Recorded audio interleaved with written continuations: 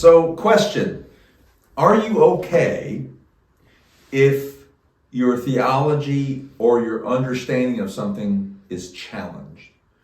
Are you okay? One of the questions we ask at the Joshua Center all the time is, are you okay to be wrong in some theology or something you've heard all your life, but maybe biblically you find out is a little bit different?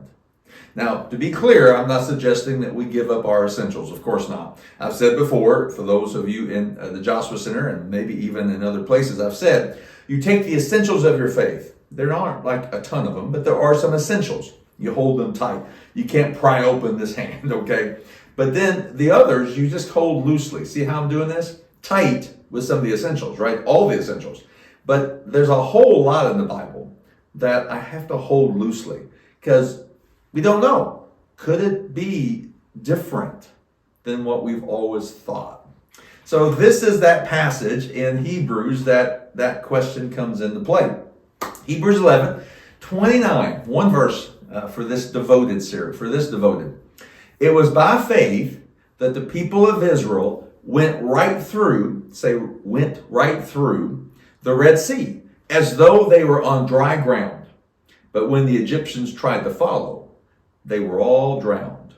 So great story of the parting of the Red Sea, Moses, the staff, boom, and the Red Sea parts, and they pass on through, right?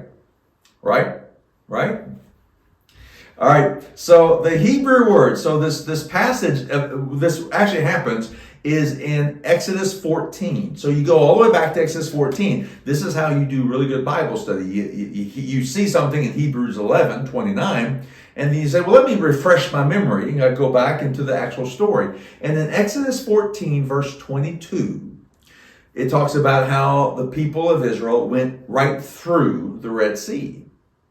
Well, that word through is a Hebrew word, tavek. And it means to go in the middle of, in the center of, through, and in the midst of. Like right in the midst of. So, fair enough, right? But as you study that word is also used earlier in Exodus. Remember when Moses was placed into a basket, right? A bulrush basket, and put into a basket made with tar and pitch, and put in among the bulrushes, right? Among those plants that grew up out of the Nile River. Well, guess what? That same word, tavek. So he was actually in the river. Okay. Remember the story, the very next chapter? Moses sees a burning bush, Exodus 3, right? The word tavek is used because the fire is in the midst of the bush, and the bush was in the midst of the fire, even though the bush didn't get burnt up. So in Hebrew thought, get this, they understood that word tavek mean that the children of Israel, the people of Israel, the Hebrews, would walk into the water, nothing would happen yet. They'd walk ankle deep, nothing would happen. Knee deep, nothing would happen. Into the Red Sea. Masses and masses of the Hebrew children walking into the water, nothing would happen. Parents carrying their children because it got to their waist, it got to their chest, it got to their neck. And then, according to Israel's history, when the water reached about the nose and the people were still walking, the Lord parted.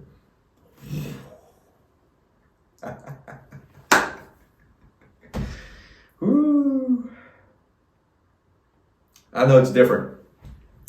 But you remember the story in Joshua 3, when God commands Joshua, because Moses couldn't take the people over to the promised land, but he commands Joshua to take the people to the promised land. You remember that story?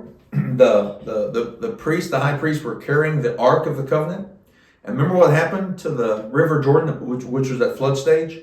The water did not dam up part until when? The toes of the priests hit the water. Here's the reality. You are carrying an ark, a heavy wooden case with poles, and you go into a flooded river, you ain't going down slowly. You're going down quick if you're going down. That thing's going to be a cement block. What takes greater faith? Walking through an already parted Red Sea, or walking, trusting until you can't walk any further and then the water parts. I'm not here to change the story at all. I'm here to kind of challenge us and push us. What is the story? Doesn't it make some sense, right? Doesn't it kind of fit God's character? I'm inviting you to trust me. Even though you walk in the deepest of waters, as the waters get to your nose, keep trusting me. I will part them. I will lead you safely through. But I want you to develop deep trust. I think that's kind of this devoted, is this deep trust. Are you devoted to a deep trust? A deep trust where you may be asked to walk into some deep waters, but trusting a good and gracious God, that He will part them. Maybe not until the water gets to your nose, tavek, but He will part them. Be devoted to deep faith, deep trust, even in deep waters. Amen? Be blessed.